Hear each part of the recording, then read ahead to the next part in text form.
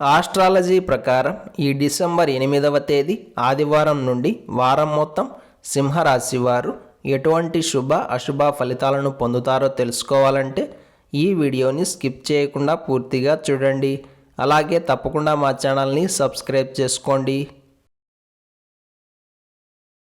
జ్యోతిష్య శాస్త్రం ప్రకారం ఈ వారం సింహరాశి వారు శత్రువులను ఎదుర్కోవాలి.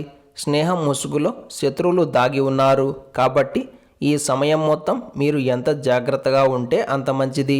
కుట్రలు కుతంత్రాలు మీ వెనుక నాట్యం చేస్తాయి. మంచి అనుకున్నదే చెడుగా మారుతూ ఉంటుంది. అందుకే ఈ వారం ఈ రాశివారు దేనినైనా సరే ఎదుర్కొనే అంత సమర్థతను కలిగి ఉండాలి. గుండె ధైర్యం ఎక్కువగా ఉండాలి.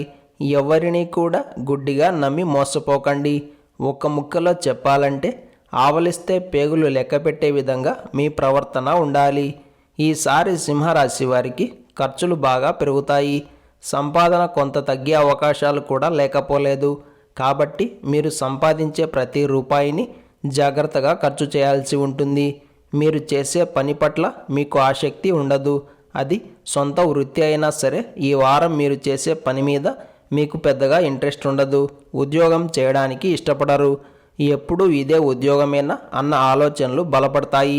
ఒక్కోసారి జీవితం మీద విరక్తి వచ్చినట్లుగా మాట్లాడుతారు. అందరూ బాగున్నారు, నేను మాత్రమే ఇలా వెనకబడిపోయాను అన్న ఆలోచనలు పెరుగుతాయి. మానసిక ప్రశాంతత లోపిస్తుంది. మరోవైపు దీర్ఘకాలిక అనారోగ్య సమస్యలతో బాధపడేవారు ఇంకాస్త జాగ్రత్తగా ఉండడం చాలా అవసరం అవుతుంది. ప్రయాణాలు అసౌకర్యానికి గురి చేస్తాయి. మొత్తం మీద సింహరాశి వారికి ఈ వారమంతా గడ్డు కాలమే నడుస్తోంది. ఈ వారం సింహరాశి వారికి ఆదివారం మరియు శనివారాలు చక్కగా అనుకూలిస్తాయి. ఈ ఆదివారం రోజున ఉన్నటువంటి దివ్యమైన తిథి భాను సప్తమి.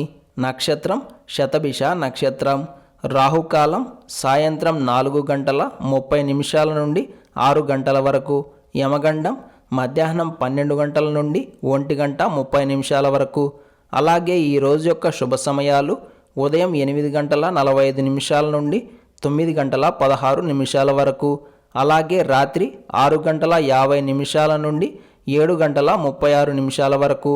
ఈ రోజు యొక్క పంచాంగం ప్రకారం నిశ్చితార్థాలకు, క్రయ విక్రయాలకు, అగ్రిమెంట్ల వ్యవహారాలకు, నూతన వస్త్రాభరణాలను ధరించడానికి కాలం అనుకూలంగా ఉంది. అలాగే ఈ రోజంతా శుభప్రదంగా సాగడానికి, ముఖ్యమైన పనులు విజయవంతంగా పూర్తి కావడానికి ఉదయం నిద్రలేచి స్నానం చేసి సూర్యుడికి ఆర్ఘ్యం ఇవ్వండి.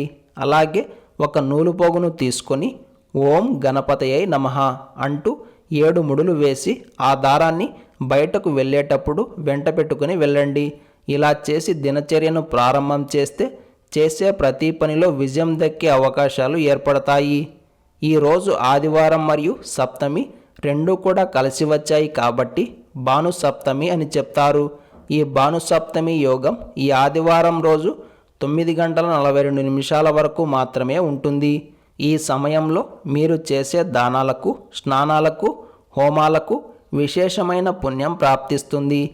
ఏది ఏమైనా ఈ రోజున ఎవరైతే సూర్యదేవుడిని విశేషంగా ఆరాధన చేస్తారో వారికి సకల కోరికలు నెరవేరుతాయి. అష్ట ఐశ్వర్య భోగభాగ్యాలు ప్రాప్తిస్తాయి. అలాగే ఈ ఆదివారం రోజు ఎవరైతే సూర్యదేవుడిని మిత్రనామంతో ఆరాధన చేస్తారో వారికి కూడా సూర్యానుగ్రహం కలుగుతుంది. అదేవిధంగా 7 మంది బ్రాహ్మణులకు ఈ రోజున స్వయంపాకం దానంగా ఇస్తే ఎంతటి మొండి రోగం ఉన్నా సరే మీ నుండి పారిపోతుంది. ఈ ఆదివారం రోజు ప్రతి ఒక్కరూ ఓం సూర్యదేవాయ నమః అనే మంత్రాన్ని పదే పదే జపిస్తూ ఉండాలి. ఇంతటి విలువైన సమాచారాన్ని ప్రతిరోజు తెలుసుకోవాలంటే వెంటనే మా ఛానల్ని సబ్స్క్రైబ్ చేసుకోండి.